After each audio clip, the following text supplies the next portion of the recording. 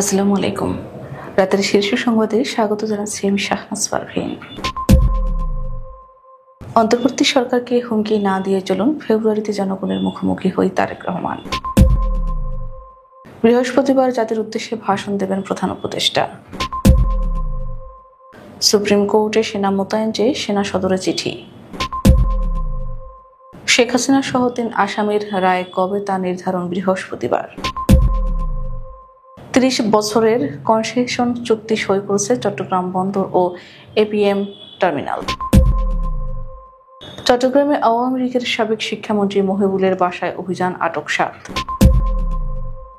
প্রবাসীদের ভোটের সুযোগ নিবন্ধন চলবে 4 সপ্তাহ। মেহেরপুর পুলিশ সুপারের বাসভবনে আগুন। সুপ্রিম কোর্টের জ্যেষ্ঠ অ্যাডভোকেট হলেন 19 আইনজীবী। আওয়ামী লীগের কর্মসূচির 3 গণপরিবহন চলবে মালিক সমিতি। এনসিপির যুব সংগঠন থেকে 23 নেতার পদত্যাগ। আমি খুব করে বাঁচতে চেয়েছি লিখে রাবি ছাত্রীর আত্মহত্যা। 2টি ট্রলার সহ আরো 13 জেলেকে ধরে নিয়ে গেল আরাকান আর্মি। পদত্যাগ করলেন ট্যারিফ কমিশনের চেয়ারম্যান। এবং লিবিয়ার উপকূলে নৌকা ডুবে 42 অভিবাসীর মৃত্যু। শুনছিলেন শিরোনাম, এবার বিস্তারিত। বিএনপির ভারপ্রাপ্ত চেয়ারম্যান তারেক রহমান দেশের রাজনৈতিক দলগুলোর উদ্দেশ্যে বলেছেন, দুর্বল অন্তর্বর্তী সরকারকে হুমকি না দিয়ে চলুন ফেব্রুয়ারিতে জনগণের মুখোমুখি হই। দেখুন জনগণ কাদের পক্ষে রায় দেয়।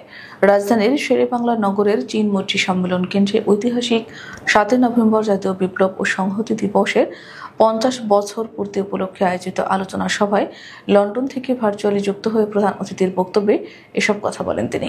এ সময় তারেক রহমান বলেন, আগামীর ফেব্রুয়ারির নির্বাচন ঘিরে জনগণের গণতান্ত্রিক অধিকার প্রতিষ্ঠার বিরুদ্ধে অবস্থান নিয়েছে কিছু রাজনৈতিক দল। এরা চায় না দেশে গণতান্ত্রিক পথে যাত্রা শুরু করুক, জনগণ তাদের ভোটাধিকার ফিরে পাক। বর্তমান অন্তর্বর্তী সরকারের দুর্বলতার সুযোগ নিয়ে তারা ইচ্ছামতো দাবি দেওয়া নিয়ে রাজপথে নেমেছে দেশকে অস্থিতিশীল করার জন্য। তিনি বলেন, দেশকে যেন কেউ আবার কোনো অগণতান্ত্রিক ও দাবেদার রাষ্ট্র বানাতে না পারে, সেজন্য সবাইকে সজাগ থাকতে হবে। এর জন্য সবচেয়ে বেশি প্রয়োজন ঐক্যের। গণভোট করার জন্য সরকারের 3000 কোটি টাকা গচ্চা দিতে হবে। প্রধান উপদেষ্টা ডক্টর মোহাম্মদ ইউনূস আগামীকাল বৃহস্পতিবার দুপুরে জাতির উদ্দেশ্যে ভাষণ দেবেন। বুধবার প্রধান উপদেষ্টার প্রেস উইং থেকে এ তথ্য জানানো হয়। আগামীকাল ক্ষমতাচ্যুত প্রধানমন্ত্রী শেখ হাসিনার মামলার রায় ধার্য ঘিরে ট্রাইব্যুনাল এলাকায় সেনা মোতায়েন চেয়ে সেনা সদরে চিঠি দিয়েছে সুপ্রিম কোর্ট। বুধবার সেনা সদরে এই চিঠি দেওয়া হয়। এদিকে জুলাই আগস্টের সংঘটিত মানবতাবিরোধী অপরাধের মামলায় ক্ষমতাচ্যুত প্রধানমন্ত্রী শেখ হাসিনা, সাবেক স্বরাষ্ট্রমন্ত্রী আসাদুজ্জামান খান কামাল সহ 3 জনের বিষয়ে রায় ঘোষণার তারিখে জানানো হবে আগামীকাল বৃহস্পতিবার। এ উপলক্ষে কার্যক্রম নিষিদ্ধ দল আওয়ামী লীগ ঢাকা লকডাউন কর্মসূচি ঘোষণা করেছে। জুলাই আগস্টের সংঘটিত গণহত্যা সহ মানবতাবিরোধী অপরাধের অভিযোগে কার্যক্রম নিষিদ্ধ থাকা আওয়ামী লীগ সভাপতি শেখ হাসিনা, সাবেক স্বরাষ্ট্রমন্ত্রী আসাদুজ্জামান খান কামাল ও সাবেক আইজিপি চৌধুরী আবদুল্লাহ আল মামুনের বিরুদ্ধে আগামীকাল বৃহস্পতিবার রায়ের দিন ধার্য করবেন আন্তর্জাতিক অপরাধ ট্রাইব্যুনাল। এই রায়কে কেন্দ্র করে আওয়ামী লীগের পক্ষ থেকে লকডাউন ঘোষণা করা হয়েছে। রাজনীতিতে তৈরি হয়েছে উত্তপ্ত পরিবেশ। গত কয়েকদিনে সারা দেশে গাড়িতে আগুন দিচ্ছে দুর্বৃত্তরা। চট্টগ্রামের পতেঙ্গায় লালদিয়া কন্টেইনার টার্মিনাল নির্মাণ ও পরিচালনার দায়িত্ব পাচ্ছে ডেনমার্কের প্রতিষ্ঠান এপিএম টার্মিনালস। এপিএম টার্মিনালস বিশ্বের অন্যতম বৃহৎ বন্দর ও টার্মিনাল পরিচালনাকারী প্রতিষ্ঠান, যা ডেনমার্কের শীর্ষস্থানীয় শিপিং কোম্পানি ম্যারেস্কো গ্রুপের একটি অঙ্গ প্রতিষ্ঠান। বুধবার রাজধানীর ফরেন সার্ভিস একাডেমিতে সাংবাদিকদের এ তথ্য জানান বাংলাদেশ বিনিয়োগ উন্নয়ন কর্তৃপক্ষের নির্বাহী চেয়ারম্যান চৌধুরী আশিক মাহমুদ বিন হারুন। তিনি জানান, দীর্ঘ আলোচনার পর সরকারের সঙ্গে প্রতিষ্ঠানটির চুক্তি চূড়ান্ত পর্যায়ে রয়েছে। জুলাই গণ অভ্যুত্থানে ক্ষমতাচ্যুত এবং কার্যক্রম নিষিদ্ধ থাকা আওয়ামী লীগ সরকারের সাবেক শিক্ষামন্ত্রী মহিবুল হাসান চৌধুরীর চট্টগ্রাম নগরের বাসভবনে অভিযান চালিয়েছে পুলিশ। এ সময় বাসভবনে থাকা 7 জনকে আটক করা হয়েছে। বুধবার বেলা 3:30টার দিকে নগরের 2 নম্বর গেটের চশমা হিল এলাকায় এই অভিযান চালায় পাঁচলাইশ থানা পুলিশ। যদিও আটক ব্যক্তিদের নাম পরিচয় তাৎক্ষণিকভাবে জানা যায়নি। আসন্ন ত্রয়োদশ জাতীয় সংসদ নির্বাচনে প্রথমবারের মতো প্রবাসীরা মোবাইল অ্যাপের মাধ্যমে ভোট দিতে পারবেন। এজন্য নিবন্ধনের সময় নির্ধারণ করা হয়েছে 4 সপ্তাহ। সম্প্রতি অনুষ্ঠিত এক বৈঠকে এই সিদ্ধান্ত নেয় নির্বাচন কমিশন।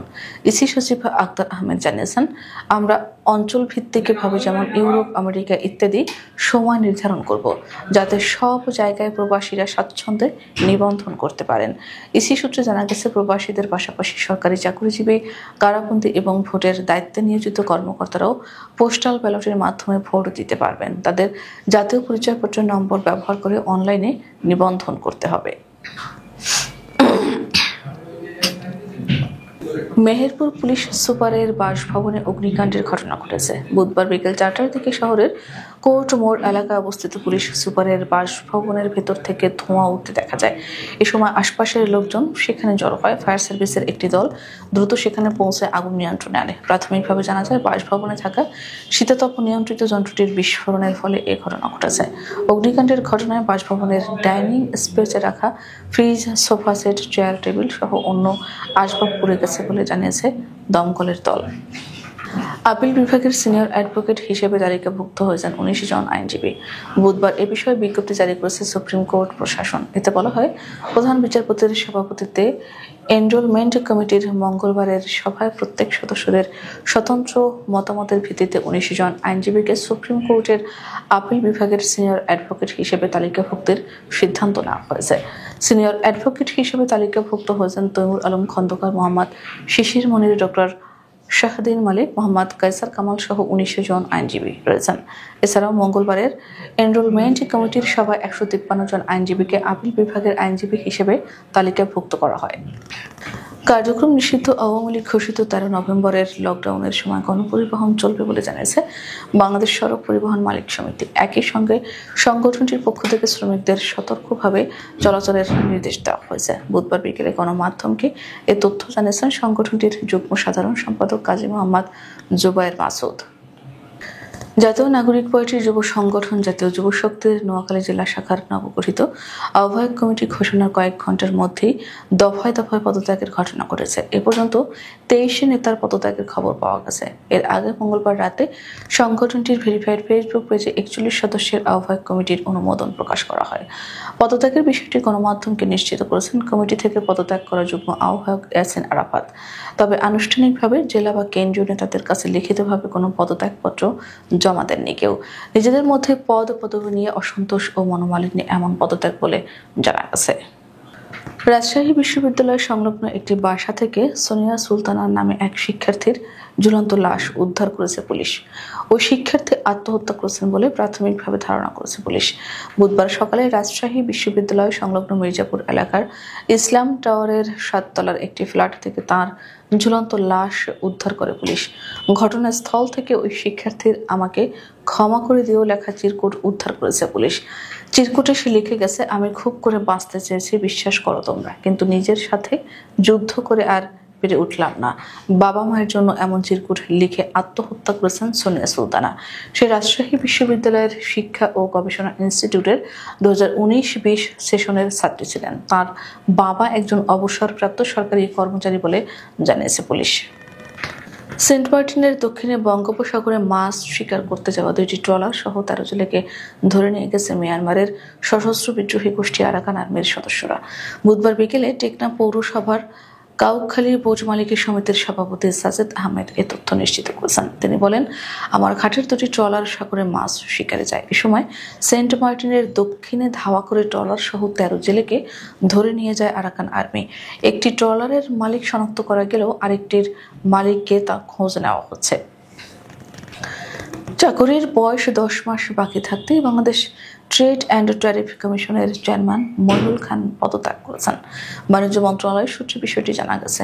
মইনুল খান ওমরাহ করার উদ্দেশ্যে বর্তমানে সৌদি আরব রয়েছেন, যে কারণে তার সঙ্গে যোগাযোগ করা যায়নি। বাণিজ্য সচিব মাহবুবুর রহমান গণমাধ্যমকে বলেছেন, অনানুষ্ঠানিকভাবে মইনুল খান আগেই জানিয়েছিলেন যে তিনি স্বেচ্ছা অবসরে যেতে চান। বাণিজ্য মন্ত্রণালয় সূত্রে জানা গেছে, জনপ্রশাসন মন্ত্রণালয়ে করা তার পদত্যাগপত্রের আবেদনে 30 অক্টোবর উল্লেখ রয়েছে। আবেদনপত্রের কপি বাণিজ্য মন্ত্রণালয়ে রয়েছে। লিবিয়ার উপকূলে একটি রাবার বোট উল্টে অন্তত 42 জন অভিবাসী নিখোঁজের পর মারা গেছে বলে ধারণা করা হচ্ছে। ইউরোপে পাড়ি জমানোর চেষ্টার সময় লিবিয়া উপকূলে ডুবে যাওয়া এই নৌকার সব অভিবাসন প্রত্যাশীর প্রাণহানি ঘটেছে বলে জানিয়েছে জাতিসংঘ। লিবিয়া কর্তৃপক্ষ 7 জনকে উদ্ধার করেছে, যারা সমুদ্রের মধ্যে 6 দিন ভেসেছিল বলে এক প্রতিবেদনে জানিয়েছে বার্তা সংস্থা রয়টার্স। নৌকায় মোট 49 জন ছিলেন। আল বুরি তেল ক্ষেত্রের কাছে ডুবে যায় নৌকাটি, যেটি লিবিয়ার উপকূলের উত্তরে উত্তর পশ্চিমে অবস্থিত। আমাদের আগামীকাল দুপুরের শীর্ষ সংবাদ দেখার আমন্ত্রণ জানিয়ে এখনকার মতো বিদায় নিচ্ছি। দর্শক, ভিডিওটি শেষ পর্যন্ত দেখার জন্য আপনাকে অসংখ্য ধন্যবাদ। নিত্য নতুন সংবাদ পেতে আমাদের ইউটিউব চ্যানেলটি সাবস্ক্রাইব করুন ও নিয়মিত নোটিফিকেশন পেতে বেল বাটনটি ক্লিক করুন এবং আমাদের ফেসবুক পেজটিতে লাইক করুন। এছাড়াও আমাদের ভিডিওতে লাইক দিয়ে শেয়ার করুন। আল্লাহ হাফেজ।